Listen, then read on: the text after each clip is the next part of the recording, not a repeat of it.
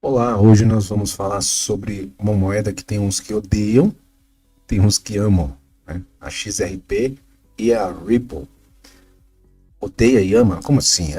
Tem gente que acha que XRP é uma perda de tempo, acha que é uma moeda que tem pretensões muito acima, né? É uma moeda que ignora a concorrência, né? Tem outras criptomoedas que fazem a mesma coisa que ela faz.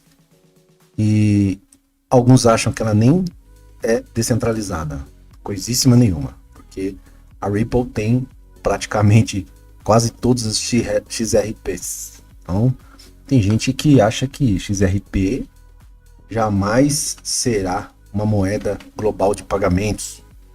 Pura especulação.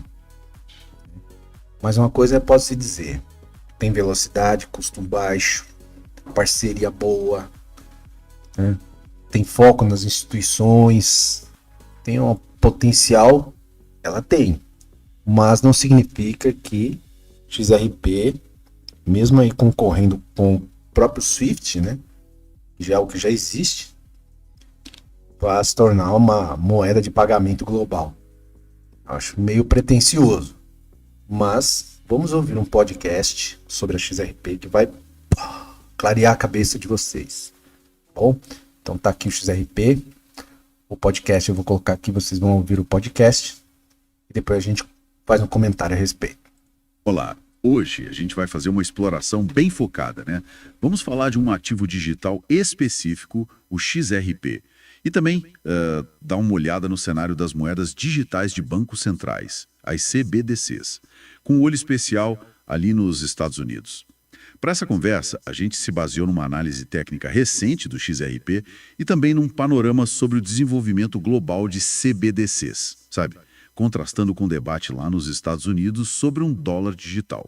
A ideia aqui é entender o que faz o XRP ser único, tecnologia, usos, como ele se encaixa nesse mundo financeiro digital. E, claro, entender o que está rolando com as moedas digitais dos bancos centrais pelo mundo afora e por que os Estados Unidos parecem mais cautelosos. Vamos lá desvendar isso? Vamos começar então pelo XRP. O que ele é exatamente? A gente sabe que é o ativo nativo do XRP Ledger, o XRPL, lançado lá em 2012. A promessa era ser mais rápido, mais barato que o Bitcoin, né? Com foco em pagamentos internacionais e, importante, XRP, o token, é uma coisa. Ripple, a empresa, é outra. Embora a Ripple use bastante o XRP, claro. exato. E o que chama atenção logo de cara é o mecanismo de consenso. Não é Proof of Work nem Proof of Stake, sabe? Ele usa um protocolo próprio, o RPCA. Basicamente, os validadores chegam a um acordo sobre as transações a cada 3 a 5 segundos. Isso significa muita eficiência energética, o consumo é mínimo, velocidade, né? E a rede hoje tem mais de 120 validadores. São universidades, empresas, exchanges, buscando uma descentralização que funcione na prática. E os números de performance que eles divulgam?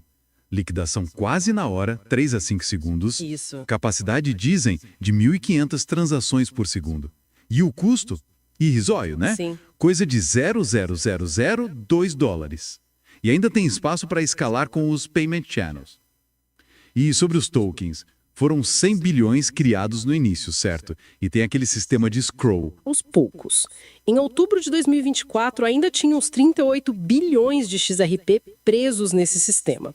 E tem um detalhe econômico bem interessante: a queima de taxas. Ah, sim. Uma fração mínima de XRP de cada transação é destruída, não vai para ninguém.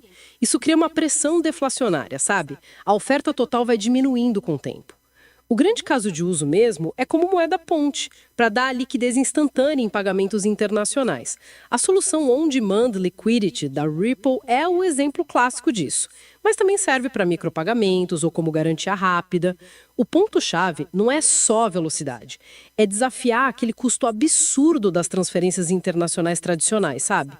Mirando em taxas quase zero. Entendi. E a governança? Parece que tenta um equilíbrio entre a Fundação XRPL, a própria Ripple e a comunidade. né?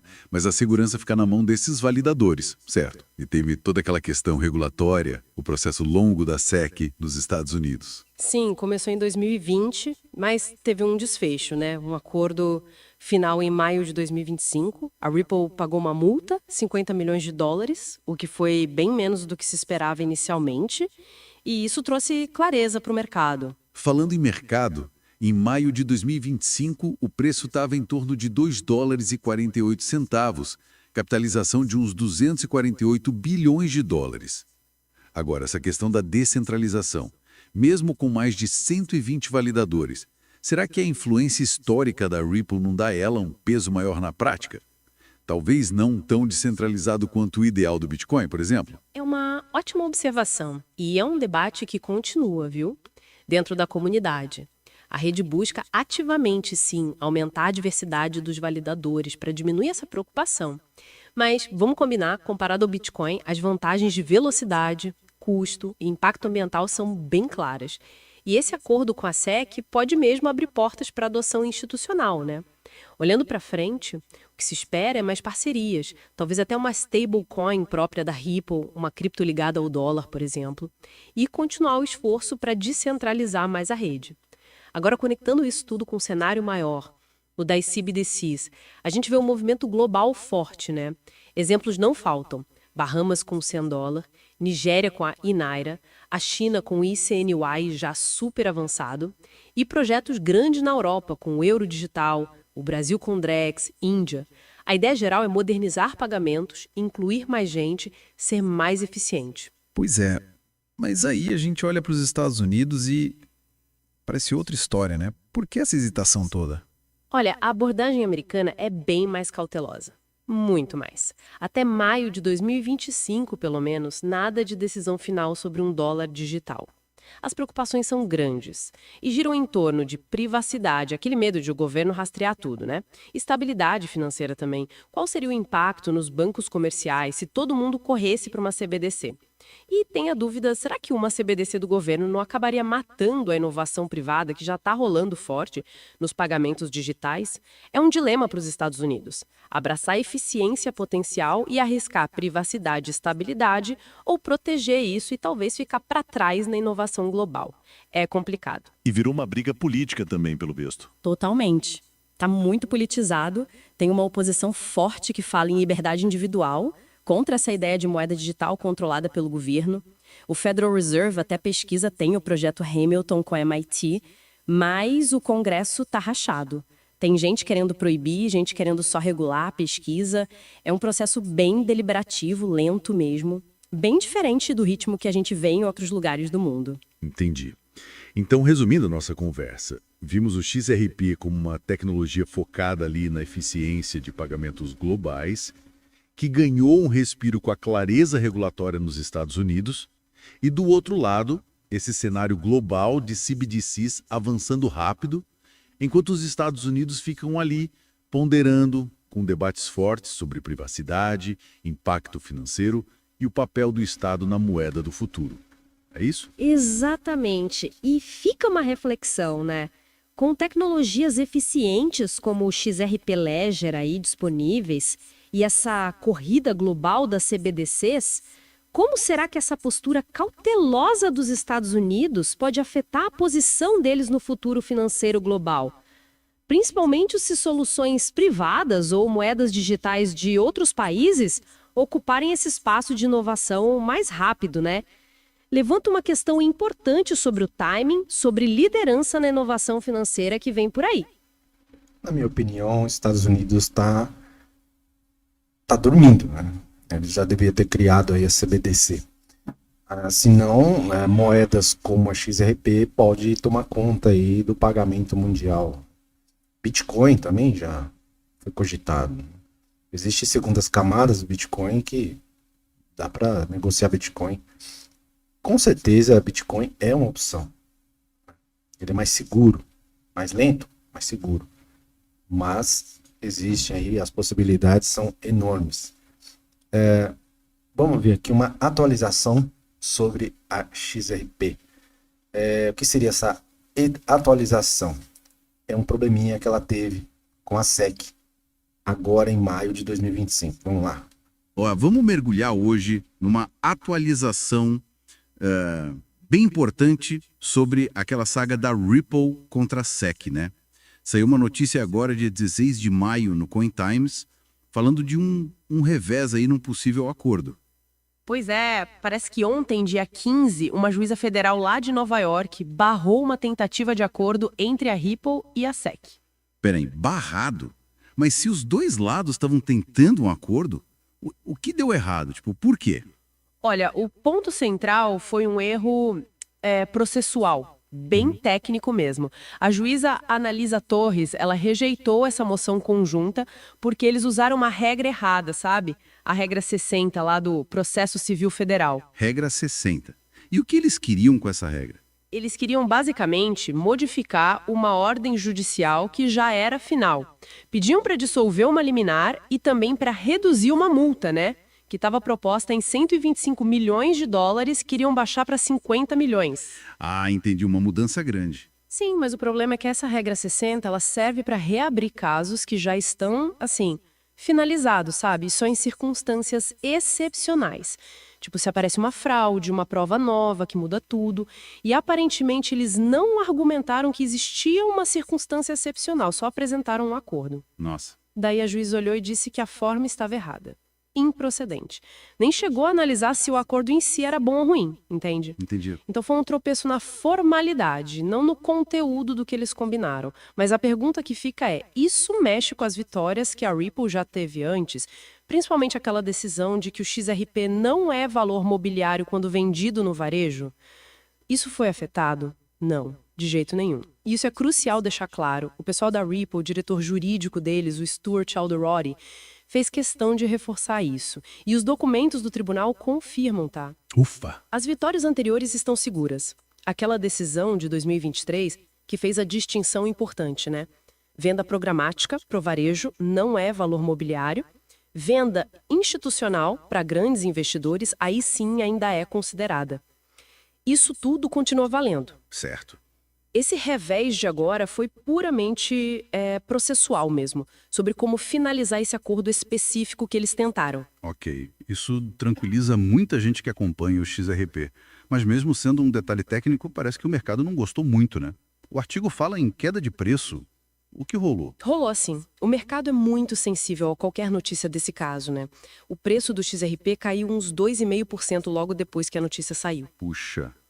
E tem mais dados, olha só.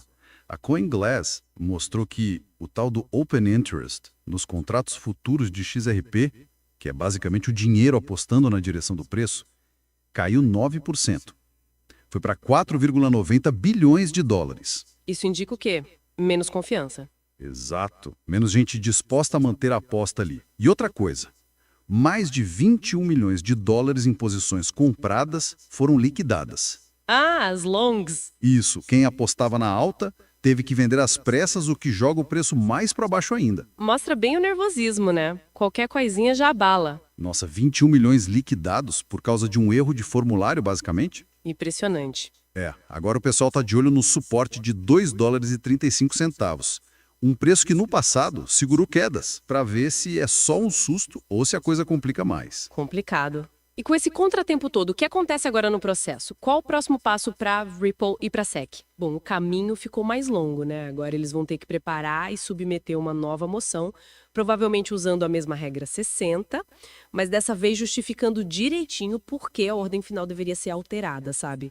Apresentando as tais circunstâncias excepcionais. Ou talvez achem outra via legal para isso. Então não é só apresentar de novo, tem que fazer diferente. Exatamente. Como disse um advogado que o artigo cita, o Fred Rispoli, eles vão ter que fazer do jeito difícil e complicado. Isso tudo deve empurrar uma resolução final lá para o fim do verão americano de 2025, talvez até mais tarde. Entendi. Então, para resumir a situação, tínhamos um acordo quase lá entre Ripple e SEC, mas ele foi barrado não pelo que dizia, mas pela forma como foi apresentada a juíza. Isso. As vitórias legais importantes da Ripple, especialmente sobre o XRP no varejo, continuam de pé, não foram afetadas. Correto. Mas o mercado reagiu mal, com queda no preço e liquidações. E o fim dessa história toda vai demorar mais um pouco. Perfeito resumo é um bom lembrete de como esses detalhes processuais são cruciais na justiça, né? E como o mercado cripto fica ligado em cada vírgula desse caso. É um caso muito emblemático para todo mundo. Sem dúvida. E fica aqui uma reflexão final, né? Apesar de ter sido um erro de procedimento, o fato de a Ripple e a SEC terem tentado chegar a um acordo juntas, mesmo que do jeito errado. Será que isso não mostra que, no fundo, os dois lados ainda querem encontrar uma saída negociada? Evitar mais briga no tribunal? É uma ótima pergunta. Pode ser um sinal, sim. O que essa tentativa frustrada talvez indique sobre essa busca por clareza regulatória, mesmo com tantos obstáculos pelo caminho. Fica aí para a gente pensar. Se a SEC e a Ripple já têm interesse de finalizar esse processo, então já está feito. É só uma questão de formulário, né? Não se assustem, né? 22 milhões, né? Foram liquidados por causa de um erro de formulário. O pessoal fica apavorado, né? Mas é isso aí. Obrigado por ter assistido. Tá? Não esquece de dar um joinha. Não esquece de colocar aí o canal aí no seu portfólio do YouTube, né? Para você sempre estar vendo, ouvindo nossos vídeos aí de informações sobre criptomoedas, né? Bitcoin e altcoins. E eu espero você no próximo vídeo, tá bom? É isso aí. Tchau, tchau. Até a próxima.